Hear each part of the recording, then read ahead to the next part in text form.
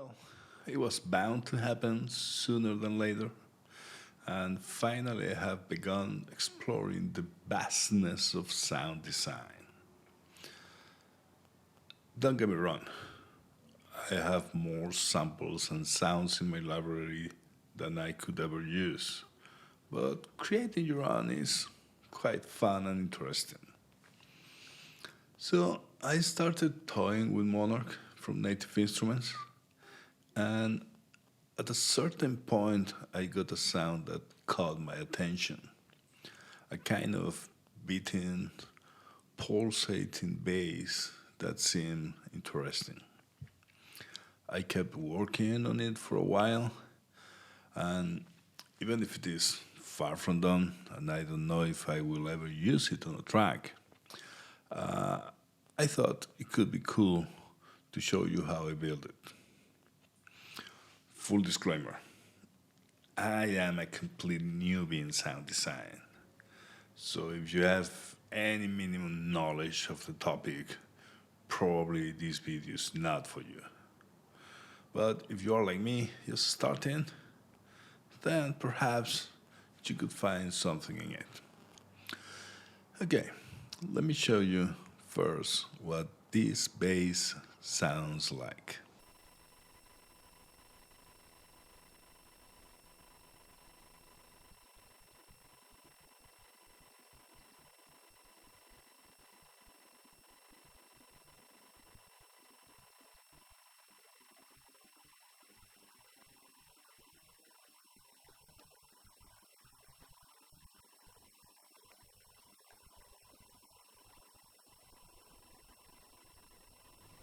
That's it so far.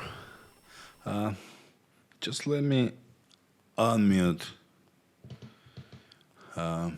some simple drums and keys I've added just to check how the bass mixes with the other sounds.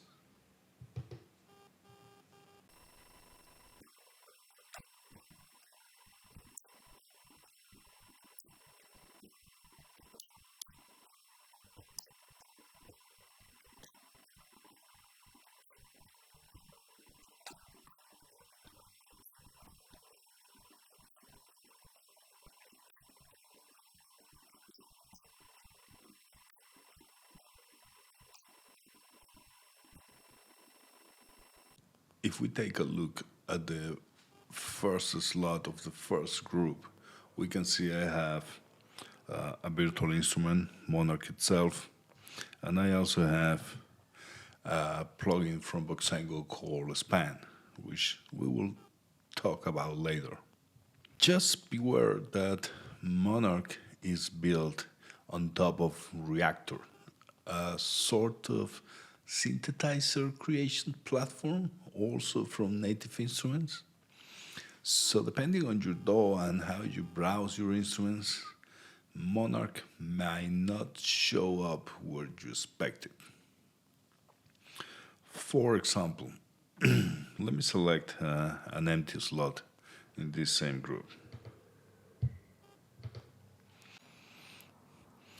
There's nothing in here, and if I use the browser function and select synthesizers and then look on the available instruments, Monarch is here, as expected. But if I try to add it directly on the sound panel without using the browser function, like this, instruments, VST3, Native Instrument, it doesn't show up. It's not there. What comes up is Reactor. And you have to select it, and then from within Reactor, load Monarch. Once we have the Reactor thing out of our way, let us focus on the bass sound.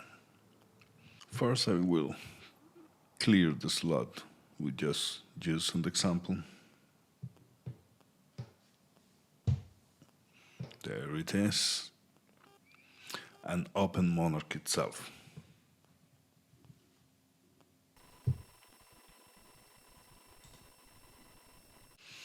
It is already configured to produce my bass.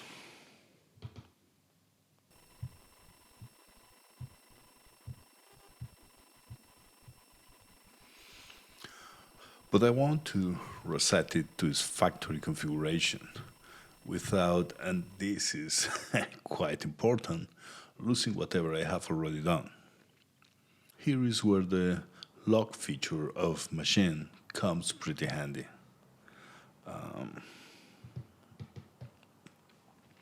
It lets you save multiple snapshots of all controls and settings and switch between those configurations easily.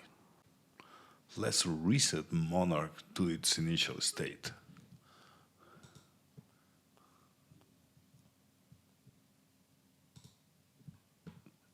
There it is.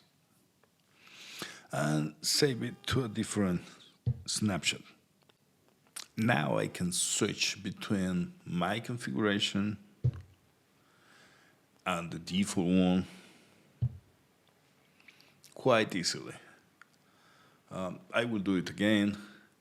Please note how the dials on Monarch, the lights of the mixer are particularly easy to see, how the dials change as I select one snapshot or the other.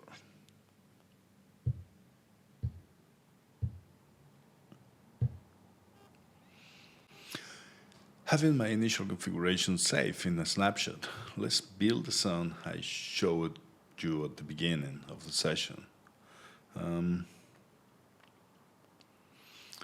Let's get back to the keyboard mode and play A2.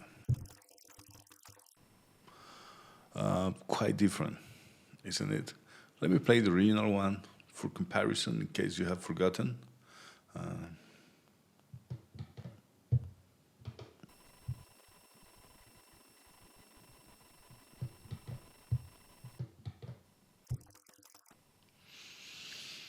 Quite different. Almost ready, but before I would like to show you the span plugin.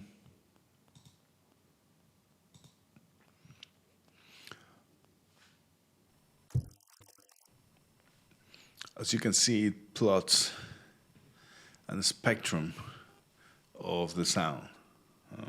You can see here.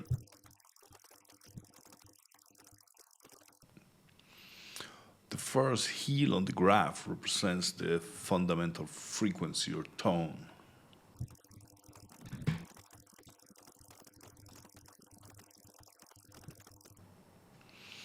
Which is about 110, not exactly. Don't worry, that happens by design, and we will talk about that shortly. Monarch is a virtual instrument that emulates an analog subtractive synthetizer, probably the very first type of synthesizers ever built. But what does it mean?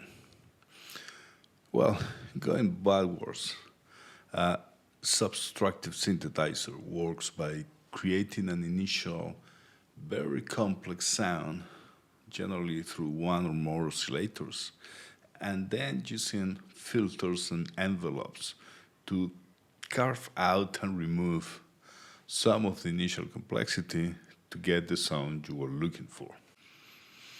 Let's do an example. Monarch has 3 oscillators, but right now, as you can tell by the lights in the mixer section, only oscillator 1 is producing any sound. Using a pulse wave. And we can change such wave to change the initial sound. So let's say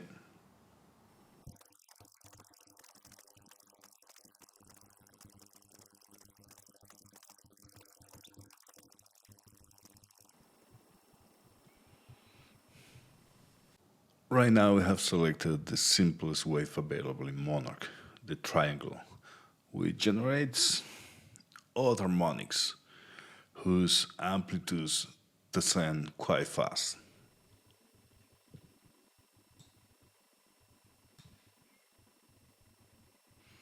You can see this is 110, this is 330, 550, and so on.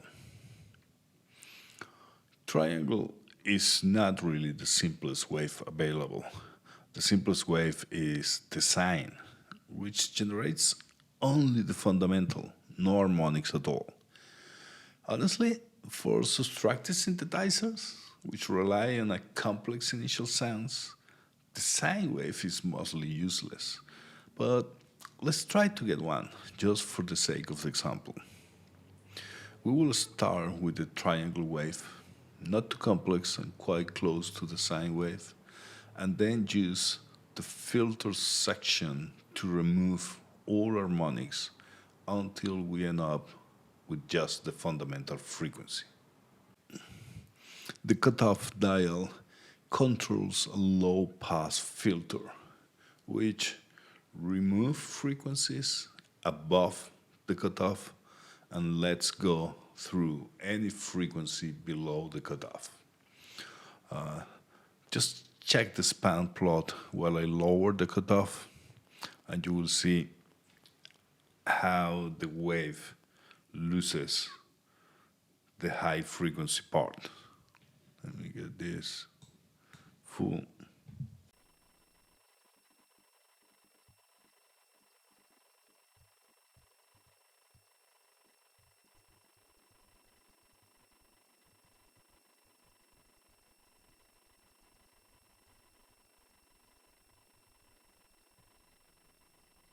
So there it is.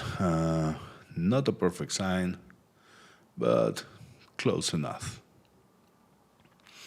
To summarize, Monark is a subtractive synthesizer because it shapes sound by removing pieces and bits of some initial signal, like we just did by removing harmonics to and up from the triangle wave.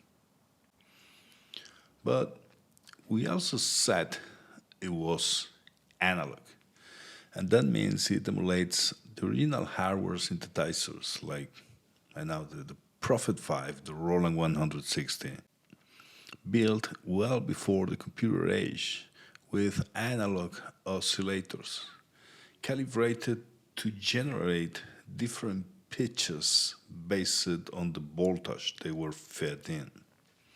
And those analog oscillators were not very reliable. The pitch varied slightly based on different conditions and also over time. And Monarch is designed to emulate those imperfections. Remember the A2 wave fundamental being about 110? This is the reason why it was not exactly 110. Pitch variance was a kind of a problem because, you want to get the pitch you want to get, not another one. But it also was kind of a blessing, since it added depth and variability to the sound, making it more organic. And most of us like organic sounds, don't we? To easily show you how pitch varies in analog synthesizers, I will configure both Oscillator 1 and Oscillator 2 in Monarch exactly the same.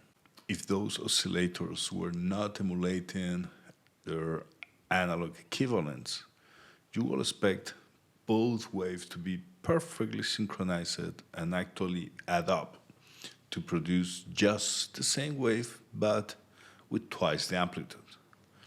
What really happens is quite surprising.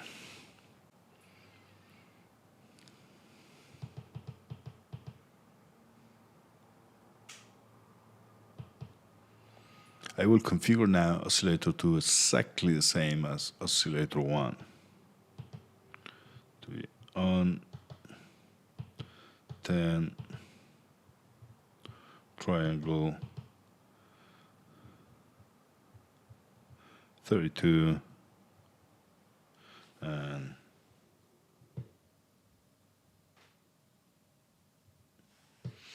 there it is.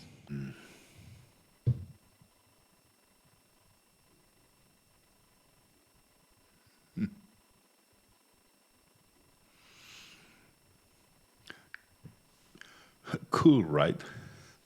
The sound actually comes and goes, increasing and reducing its amplitude, because the emulated analog oscillators does not produce or maintain exactly the same pitch, even if both are configured the same. And sometimes the wave amplify a little, sometimes they cancel each other and give you this volume up and down effect. Having a basic idea of how Monarch works, let me show you how I got that bass sound of the beginning. But first, let's reset Monarch to its initial configuration.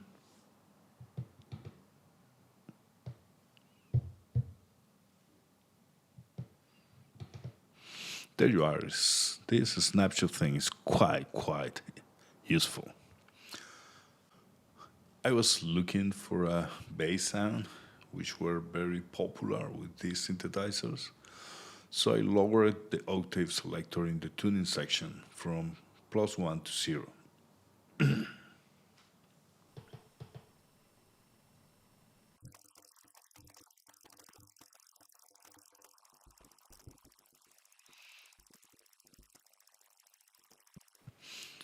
As you can see, the fundamental went from about 110 to about 55, which is a 0. I also wanted to check the pulse width modulation trick described in the Monarch manual, which requires a saw wave in one oscillator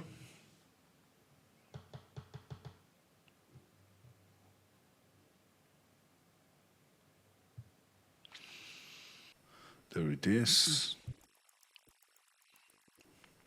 and a reverse saw in oscillator 3.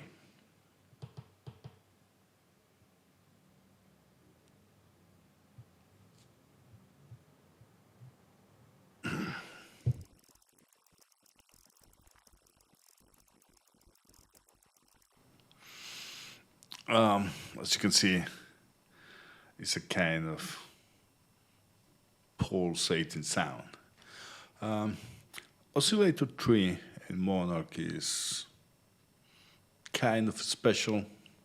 For example, even if the waveform says triangle saw, like oscillators 1 and 2, it's actually producing a reverse saw. And that reverse saw, when mixed with a saw wave, generates something similar to the pulse width modulation. If you get this sound and change the range to low, which is the oscillator will generate a pitch outside the human hearing range.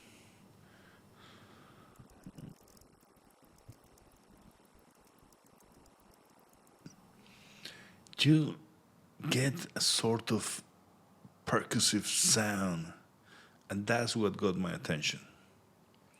The beat was hidden behind the complexity of the wave, so I tried all other possibilities for oscillator 1 and ended up with the triangle saw.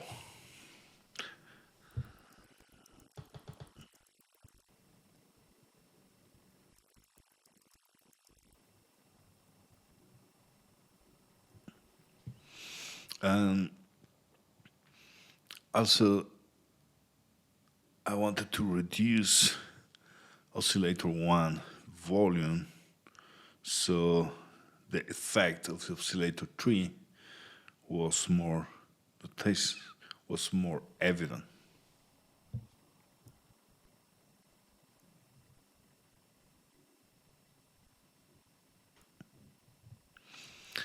Yeah, something like that. In my mind, that beat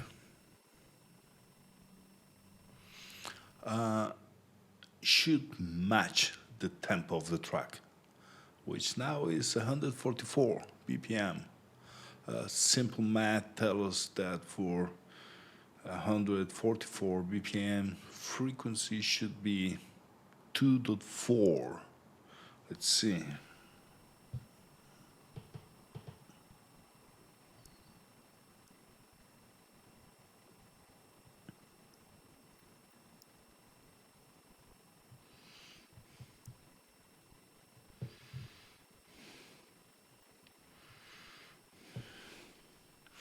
Something like that. Probably even more. We can double that frequency to, let's say, 4.8.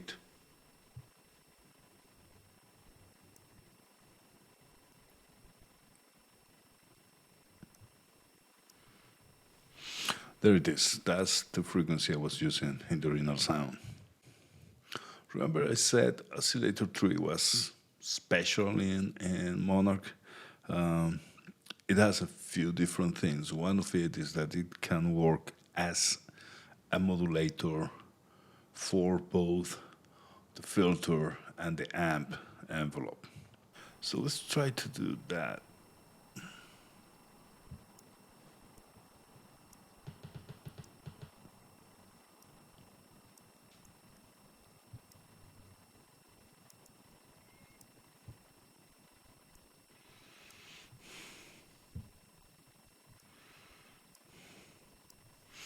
It's subtle, but it's there. What I'm actually doing is modulating the filter with the Oscillator 3. It was close to what I had in my mind, but the sound still feels dull and boring. So maybe adding a different wave from Oscillator 2 could help. Let's see.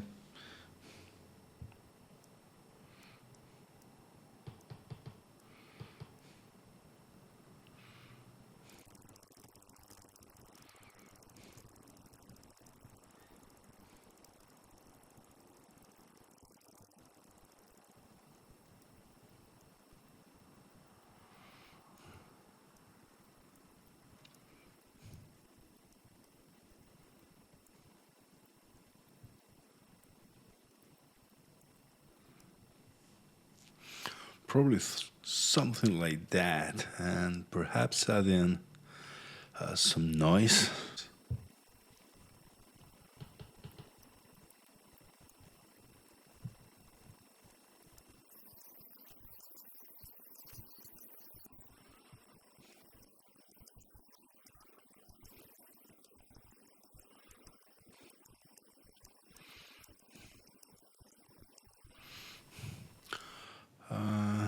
Almost there. Let's play the cutoff. Let's clean the high frequencies.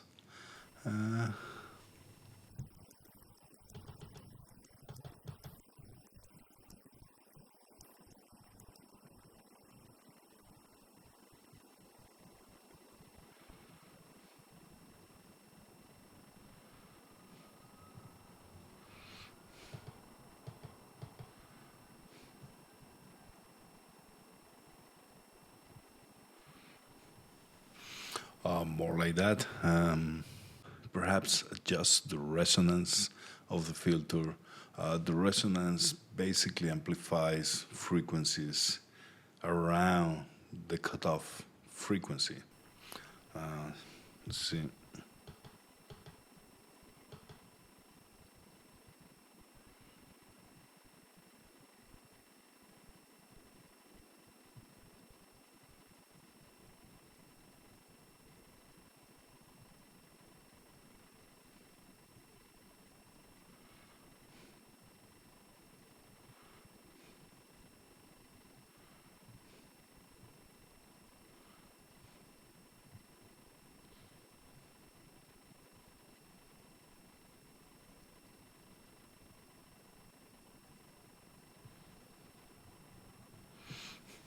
Yeah, like that. You may have noticed that at some point when you increase the resonance, it creates a kind of feedback loop that was also an effect of the analog hardware of that time. Sometimes it's interesting, sometimes not. I don't like it now. Also, I use pink noise instead of white noise. And here it is. Let's just let's just shape the envelope because I want it to stay, to have a little more tail, the sound. So, for example,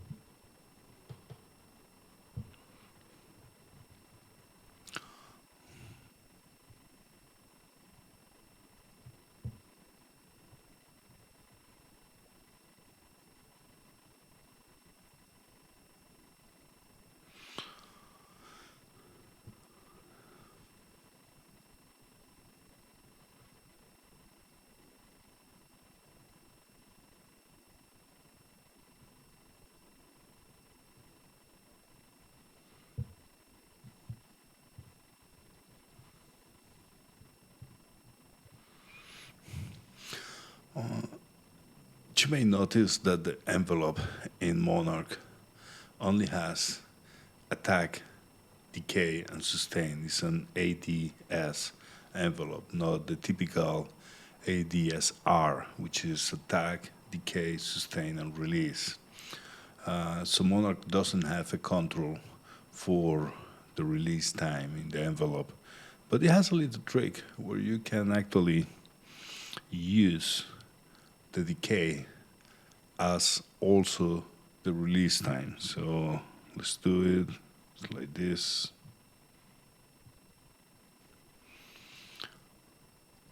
There you have it. That is basically the sound I showed you at the beginning.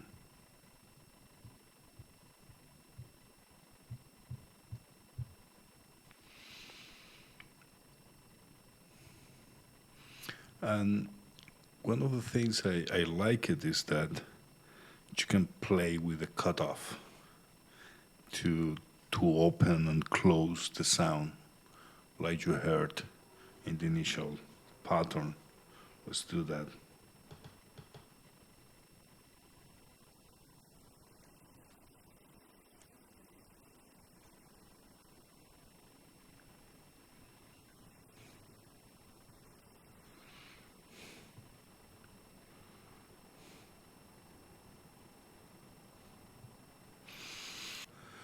And that's it. If you have reached this point, many, many thanks. It means you've been a pretty solid listener. Up to next time.